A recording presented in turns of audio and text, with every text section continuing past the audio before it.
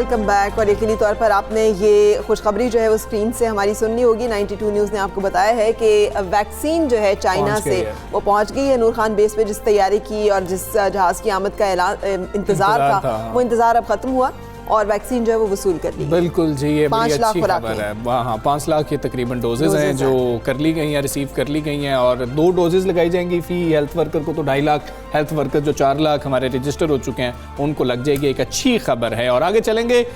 Petrol तो खैर बड़ा महंगा हुआ है। आज टैंकियां फुल करवाते हुए लोगों को समझ लग जाएगी कि जी के पेट्रोल महंगा हुआ है, लेकिन उसका हल है कि आप इलेक्ट्रिक गाड़ियों की तरफ चले जाएं। अच्छा, रात को ना अचानक मैंने देखा कि पेट्रोल पंप्स में लंबी लंबी लाइनें लगना शुरू हुई। मुझे समझ नहीं आ रहा था कि ये क्या हो गया अचानक, सब लोग इतने लोग क्या। अच्छा, और वो मैंने पूछा उससे, मैंने कहा ये हर रोज इतना रश होता है, ये आज इतना है? उससे कहा वो जी पेट्रोल महंगा हो रहा है ना, तो इसलिए सारे लोग लाइनों में लगे हुए हैं। सो ये तो सूरत हाल है हमारी कि हम लोग। अच्छा, और ये एक बड़ी अच्छी खबर है, जल्द अज जल्द बिजली से चलने वाली माहौलदोस्त गाड़ियां जो है उनका पाकिस्तान में आना बड़ा ज़रूरी है। हाँ। एक तो पेट्रोल की से जान छूटेगी, दूसरा ये जो फ़ज़ाई आलूदगी है इसका कोई हल शायद निकल सके। सो इनकी मकबूलियत जो पूरी दुनिया में बढ़ रही है और मारूफ जो इलेक्ट्रिक कार साज कंपनियों के अलावा बाज़ चीनी कंपनियाँ भी अब इस सनत में कदम रख चुकी हैं और वे जदीद सहूलियात वाली सस्ती इलेक्ट्रिक गाड़ियाँ बनाने की दावेदार है। और पाकिस्तानी यकीनन सस्ती इलेक्ट्रिक गाड़ियों में बहुत दिलचस्पी रखते हैं, क्योंकि गाड़ियां तो अब आम आदमी के पहुंच से बहुत दूर होती जा रही हैं। आम जो आदमी है, पेट्रोल और डीजल से जो चलने वाली जो गाड़ियां हैं ना, वो अब इंसान गाड़ियां अगर खरीद भी ले तो फिर भी चला नहीं सकता, अफोर्ड नहीं कर सकते। हम साहब मतलब जितना कीमतें बढ़ती जा रही हैं और इसकी वजह से हर चीज़ महंगी होती है। अच्छा, एक और चीज़, नेशनल ग्रिड पे भी लोड आता है ना, जो जिन मुल्कों में ये इलेक्ट्रिक व्हीकल्स पे गौर किया जा रहा है तो उनकी ईवी पॉलिसी में वो कह रहे हैं हमारा नेशनल ग्रिड भी तैयार है, बिजली से इन सब ने चार्ज होना है, तो इतनी बिजली। और हम देख रहे थे पिछले दिन हमारा एक चल रहा था मसला कि बिजली जो है सरप्लस है। सो आई थिंक अगर हमारी इस तरह की गाड़ियां आ जाएंगी तो हमारा शायद वो मसला भी थोड़ा सा हल हो जाए। क्या हो गया? खैर, ये जो दुनिया भर में जो इलेक्ट्रिक गाड़ियां हैं इनकी दस्तयाबी ताहाल इस कदर आम नहीं है और चूंकि इन्हें जदीद टेक्नोलॉजी से तैयार किया जा रहा है इसलिए इनकी कीमतें भी कुछ ज्यादा हो सकती हैं। अगर हम ये सोच रहे हैं कि अब देखें ना, जितनी गाड़ियां पाकिस्तान में आ रही हैं वो हमने सोचा था कि बाहर से कंपनीज आएंगी सस्ती, वो 40 से 60 लाख तक की तो गाड़ियां, और अगर इससे भी महंगी होंगी तो फिर कौन अफोर्ड करेगा गाड़ी खरीदना? तो हमजा मैं आपके कुछ ज्यादा जो है उसको एक जैसे कहते हैं पॉजिटिव अप्रोच लूंगी। मैंने उसको एलैबोरेट कर दिया कि भाई ये इतनी हो सकती हैं, लेकिन ये कुछ ज्यादा जो है ना ये बहुत ज्यादा होगी। सो जेब जो है वो बहुत भारी होनी चाहिए इलेक्ट्रिक व्हीकल्स को अफोर्ड करने के लिए, लेकिन इवन देन इनकी आमद जो है वो बहुत ज़रूरी है। ये हमारे माहौलियाती आलूदगी के खात्मे के लिए बड़ा मौसर किरदार जो है वो अदा कर सकती हैं। इस हवाले से बातचीत करेंगे वज़ीर साइंस और टेक्नोलॉजी चौधरी से। अस्सलाम वालेकुम फवाद चौधरी साहब, फरमाइएगा, पाकिस्तानियों को इलेक्ट्रिकल गाड़ियों का शिद्दत से इंतज़ार है, अवाम की ख्वाहिश कब तक पूरी हो सकेगी? नई जैसे कहना चाहिए ईवी जो पॉलिसीज़ हैं उसका तो कोई ऐलान किया गया है, गाड़ियों का इंफ्रास्ट्रक्चर इनके आने का कब तक मुकम्मल हो सकेगा? देखिए, अगर आप कह रहे हैं कि गाड़ियां आने का, तो अब तो बहुत गाड़ियां, इलेक्ट्रिक गाड़ियां ऑलरेडी जो हैं वो शहरों में आ चुकी हैं। सिर्फ पिछले साल ही तकरीबन 2300 इलेक्ट्रिक गाड़ी जो है वो इंपोर्ट हुई है। जहां तक इंफ्रास्ट्रक्चर का ताल्लुक है, शहरों में तो काफ़ी इसका इंफ्रास्ट्रक्चर लग गया है। इस्लामाबाद में मिसाल के तौर के ऊपर 3 जो इस वक्त चार्जिंग स्टेशन हैं वो काम कर रहे हैं। लाहौर में भी जो है वो चार्जिंग स्टेशंस हैं। अब असल जो काम है वो है कि ये हमारी कराची से लेके तो पेशावर तक जो मोटरवे है इसके ऊपर ये कवर जो है हो जाए। मुझे उम्मीद है कि इस साल जो है अगले 6-8 महीनों में हमारा जो पूरी मोटरवे है ये इलेक्ट्रिक चार्जिंग इसके ऊपर आ जाएगी। और उसके साथ साथ हमारा जो अपना बाइक है वो कल 2 कंपनियां जो हैं वो पाकिस्तान में अब जो रक्षा है यानी ट्राई साइकिल है वो बना रही हैं और मोटर बाइक बना रही हैं। वो 2 हमारी अपनी कंपनियां हैं। इस साल इंशाल्लाह इंटरनेशनल कंपनीज जो हैं वो भी पाकिस्तान में अपनी प्रोडक्शन जो है इलेक्ट्रिक व्हीकल की शुरू करें। अच्छा साहब, अब तक कौन कौन सी कंपनियां पाकिस्तान में इलेक्ट्रिकल गाड़ियों के प्लांट लगाने के हवाले से दिलचस्पी जाहिर कर चुकी हैं? क्या हुकूमत की टेस्ला के हुकाम से भी इस हवाले से कोई बातचीत चल रही है कि वो भी आए यहाँ पर प्लांट लगाएं और फिर शायद कुछ गाड़ियाँ सस्ती भी मिलें, कॉम्पिटिशन भी हो? हाँ, टेस्ला से एक इनिशियल राब्ता जो है वो भी हुआ है, लेकिन अभी टेस्ला से तो ज़्यादा जो मसलन प्रोटॉन है वो तो अपना प्लांट उनका मुकम्मल है, वो तो प्रोडक्शन में आने वाले हैं इस साल। उसके साथ साथ हमारा जो 2 जो हमारी लोकल हैं, एक बाइक्स की जो जोल्टा हमारा अपना लोकल है, साजगार जो है वो भी हमारा लोकल है, और ये मलेशियन और चाइनीज़ हैं जो कि ज़्यादातर इस वक्त जो है वो पाकिस्तान के इलेक्ट्रिक व्हीकल बनाने में लगे हैं। फवाद शाहिद साहब, आपके यकीनन इल्म में होगा कि यूरोपियन ममालिक, स्कैंडिनेवियन कंट्रीज़ में, इसमें ख़ास तौर पे नॉर्वे, वहाँ पर तो इलेक्ट्रिकल गाड़ियों का मार्केट शेयर जो है 50% से ज़ायद बढ़ गया और गवर्नमेंट इस तरह से इंकरेज कर रही है कि उनको जितने टोल टैक्सेस वगैरह होते हैं वो इलेक्ट्रिक व्हीकल्स को माफ़ होते हैं, वो उनसे नहीं चार्ज करते। सो पाकिस्तान को यहाँ तक पहुँचने में कितना वक्त लग जाएगा और इलेक्ट्रिकल गाड़ियों की प्रोडक्शन में कौन कौन सी रुकावटें हैं और जो पॉलिसी बनाई जा रही है उसमें क्या इंसेंटिव मिलेगा लोगों को कि इतनी महंगी गाड़ी अगर वो लेंगे तो कुछ उन्हें मराहत गवर्नमेंट की तरफ से भी मिले ताकि इंकरेज किया जाए कि लोग इस तरफ आएँ? देखिए, नॉर्वे ने जो है उनका तो मुकम्मल उन्होंने बैन ही कर दिया है कंबस्शन इंजन, और यूके ने कहा है कि हम 2030 तक कोई और गाड़ी जो है वो हम सवाए इलेक्ट्रिक की और गाड़ी यहाँ पे नहीं चलेगी। इसी तरीके से पाकिस्तान में तो हमने बड़ा लेट ये पॉलिसी आके शुरू की, पहले तो पॉलिसी नहीं थी। ये तो मिनिस्ट्री ऑफ क्लाइमेट चेंज ने और ministry of science and technology ने, जब हम अमीन असलम साहब ने और मैंने इसको शुरू किया, फिर बाद में हमाद अजहर साहब आए इंडस्ट्रीज़ में, तो ये मुमकिन हो सका। इससे पहले तो पाकिस्तान में हो ही नहीं रहा था कुछ भी। सो हम इसमें लेट एंट्रेंट हैं और इंडिया इसमें हमसे बड़ा आगे चला गया क्योंकि हमारी एंट्री लेट थी। तो अब इसमें मुझे उम्मीद ये है कि अगले समझिए कि 10 सालों में अगर हम अपनी 30% गाड़ियां इलेक्ट्रिक के ऊपर हमारे आ गई तो ये हमारी बड़ी बिल्कुल ठीक है। इलेक्ट्रिकल गाड़ियों से पाकिस्तान को जो तेल की दरामद का बहुत बड़ा मसला है और माहौलियाती आलूदगी के हवाले से कितना फ़ायदा पहुंच सकेगा जब इलेक्ट्रिकल गाड़ियां आ जाएंगी? तो इस वक्त जो 35% है माहौलियाती आलूदगी का, वो तकरीबन गाड़ियों से आता है। लिहाजा लाहौर जैसे शहरों में जहाँ पे स्मोक आ जाती है सर्दियों में, वहाँ तो बहुत ज़रूरी है कि हम अपनी गाड़ियों को फौरी तौर के ऊपर इलेक्ट्रिक गाड़ियों में तब्दील करें ताकि वहाँ के जो मसाइल हैं वो हल हों। और ओवरऑल बहुत बड़ा माहौलियाती जो हमारा इम्पैक्ट है वो गाड़ियों से आता है। और उसके साथ साथ जो पेट्रोल है, बिल्कुल आपने सही कहा कि जितनी गाड़ियाँ इलेक्ट्रिक पे जाएंगी उतना हमारा पेट्रोल का जो बिल है वो कम होगा और बिलियंस ऑफ रुपीज़ जो हम पेट्रोल दरामद में करते हैं वो बिल यहाँ से नीचे जाएगा। लेकिन जाहिर है वो बिजली फिर तेल से ही बनती है या फॉसिल फ्यूल से बनती है, तो ये इससे ये है कि डायरेक्ट इंपोर्ट जो है वो डेफिनेटली उसमें कम होगी। और स्पेशली इन हालात में जबकि अब हमारे पास बिजली जो है वो फालतू है, 10,000 मेगावाट इस वक्त हम अपनी ज़रूरत से ज़्यादा बनाते हैं, तो हमारा इंटरेस्ट यही है कि ये इलेक्ट्रिक व्हीकल्स की तरफ हम जाएँ।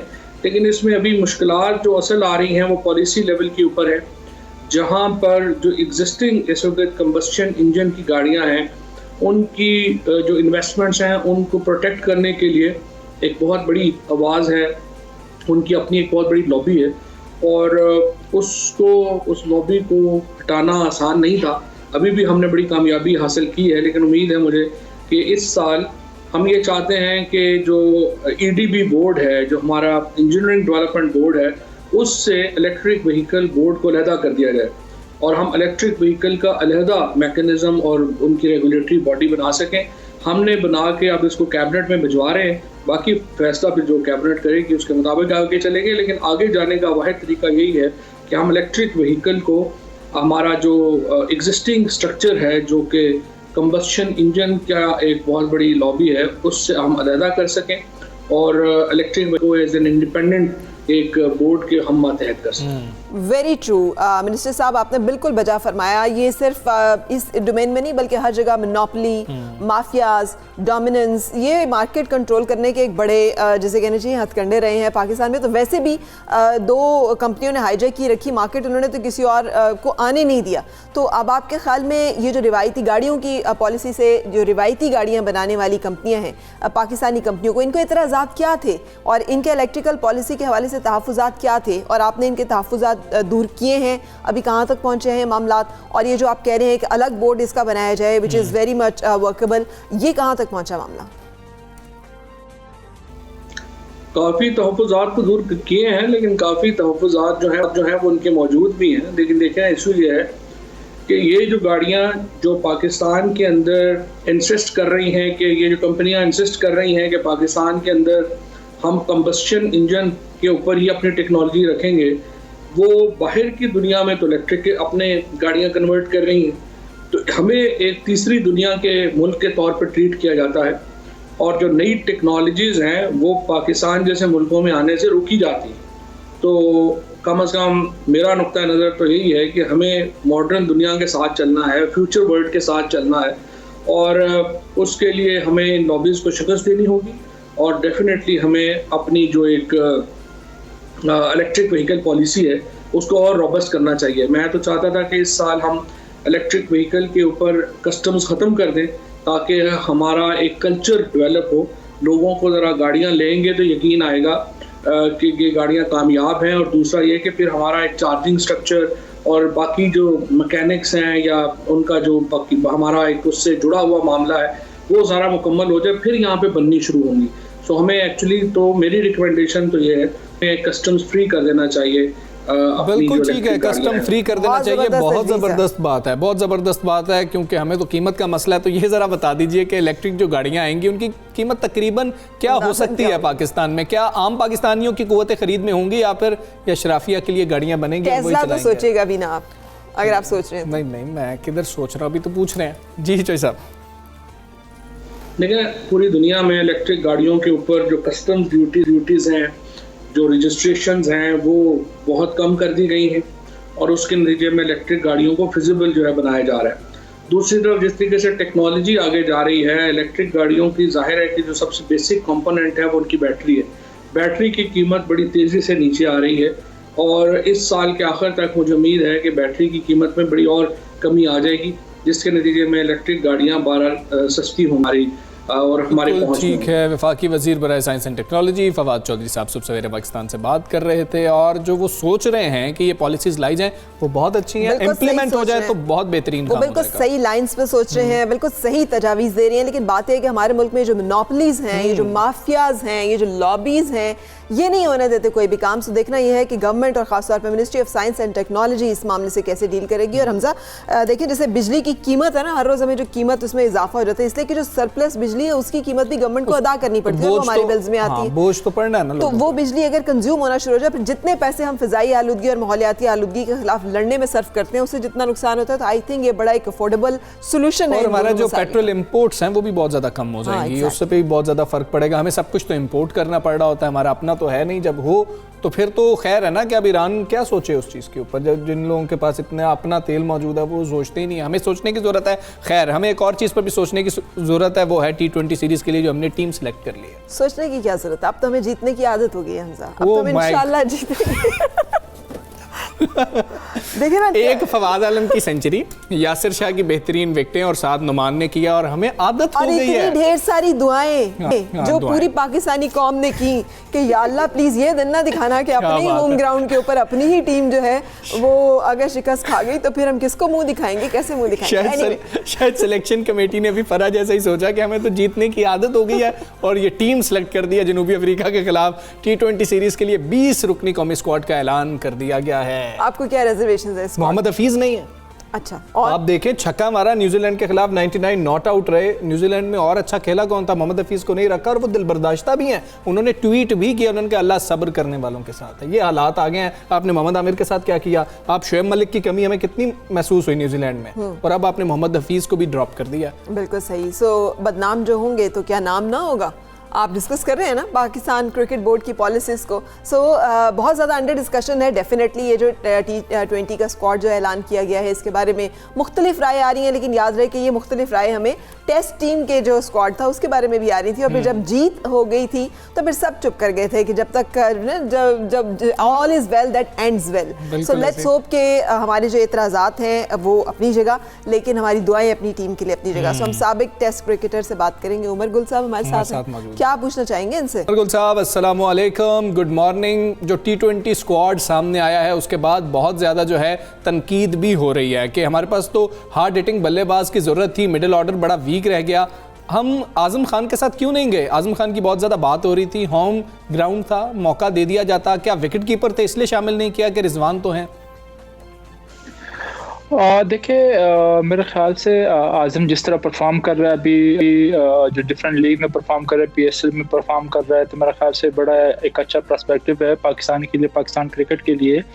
तो आई थिंक वो लाइन में है। और अभी मेरे ख्याल से जिस तरह की अगर आप देखें परफॉर्मेंस थी मोहम्मद रिजवान की या पास्ट की जो सरफराज की परफॉर्मेंसेस है, तो मेरे ख्याल से अभी इट्स टू अर्ली के उसको स्क्वाड में रखे। मेरे ख्याल से सिर्फ यही रीज़न हो सकता है। अदरवाइज ये है कि अगर उसको 20 में रख दी तो फिर ये है कि खेलने का थोड़ा सा मुझे नहीं लगता कि उसको मौका मिलता, क्योंकि जिस तरह अभी लास्ट जो न्यूजीलैंड में रिजवान ने परफॉर्म किया है, तो मेरे ख्याल से अभी थोड़ा सा उसको टाइम चाहिए होगा। बल्कि in fact Azam Khan as a wicket keeper batsman T20 के लिए बड़ा इफेक्टिव है, और इन फ्यूचर इंशाल्लाह आई होप अगर वो इस तरह का परफॉर्मेंसेस कंटिन्यू रखे तो डेफिनेटली वो टीम का हिस्सा होगा। बिल्कुल सही। ये भी बता दीजिएगा, अभी हमजा तो बड़ा अफसोस का इजहार कर रहे थे, लेकिन क्या आपको भी अफसोस है कि मोहम्मद हफीज़ को बायोसिक्योर बबल में शामिल ना होने पर ड्रॉप किया गया है? हालांकि वो हाल ही में बेहतरीन परफॉर्मेंस दे चुके हैं, लेकिन दूसरी जगह ये कि क्या प्लेयर्स को ये डिसाइड करना चाहिए कि जो एक डिसिप्लिन है जिसकी पूरी दुनिया इस वक्त फॉलो कर रही है, वो उसमें पिक एंड चूज कर सकें कि हम ये करेंगे, ये तो हम नहीं कर सकते? देखिए ऑनेस्टली मैंने जब टीम देखी और हफीज़ का जब मैंने नाम नहीं देखा तो मैं खुद भी हैरान हो गया। और जिस तरह की अब उसकी हफीज़ की जो लास्ट 1 साल की जो परफॉर्मेंसेस है, अब उसको पूरे हर बंदे को पता है, पूरे वर्ल्ड को पता है कि उसने जिस तरह पूरे लास्ट ईयर में जिस तरह की परफॉर्मेंसेस दिए है, तो वो तो कोई परफॉर्मेंसेस पे तो उसको ड्रॉप नहीं करता। लेकिन यह है कि उसको बताया गया कि बायोसिक्योर बबल की वजह से कि वो टाइम पे नहीं आ सकता। मेरे ख्याल से प्लेयर्स और बोर्ड की आपस में कम्युनिकेशन हुई होगी, आपस में बात हुई होगी, तो ये तो अगर बायोसिक्योर बबल की वजह से उसको नहीं रखा तो वो तो अलग रीज़न है। अदरवाइज हफीज़ तो बिल्कुल डेफिनेटली टीम का मेन प्लेयर है और होना भी चाहिए।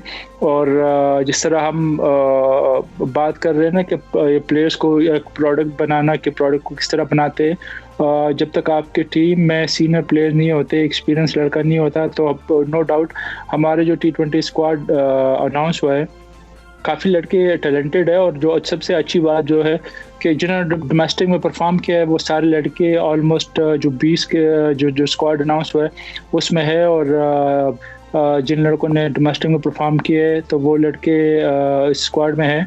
और जो मैं बात कर रहा था प्रोडक्ट की, कि जब तक आपके पास टीम में रोल मॉडल नहीं होता तो आपका बनता नहीं है।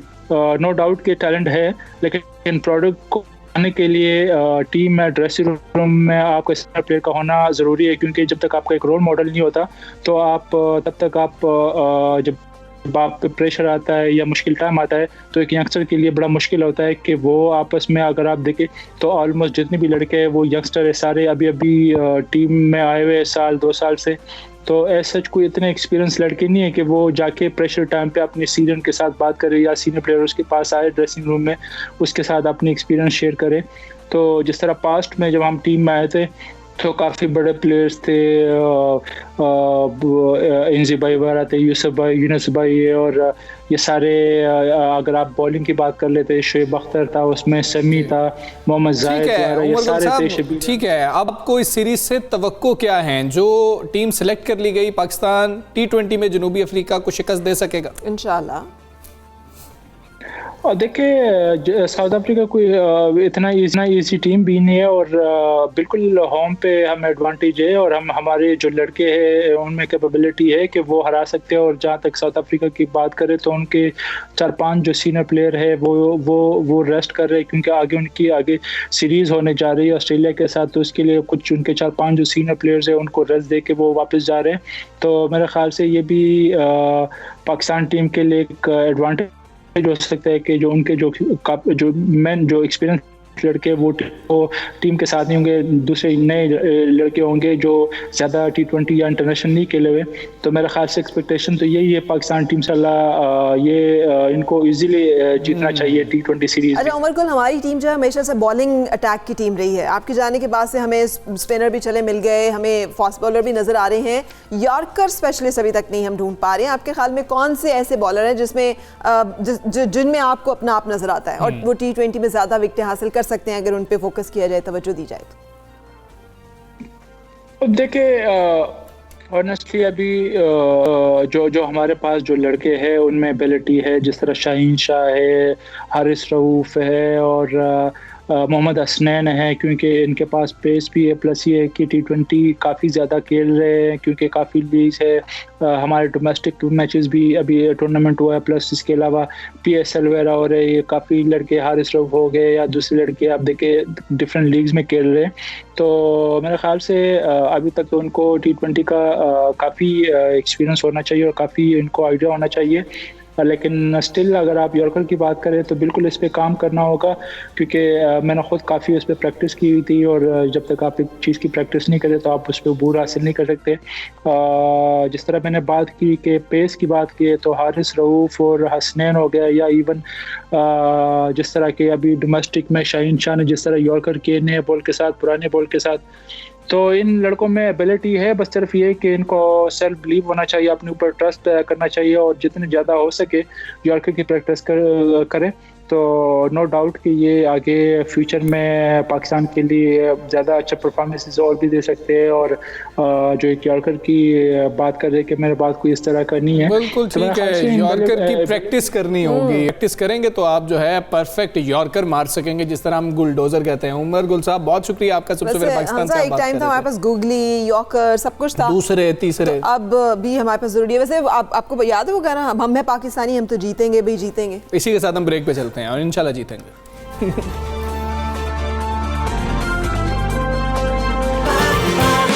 सुबह सवेरे पाकिस्तान।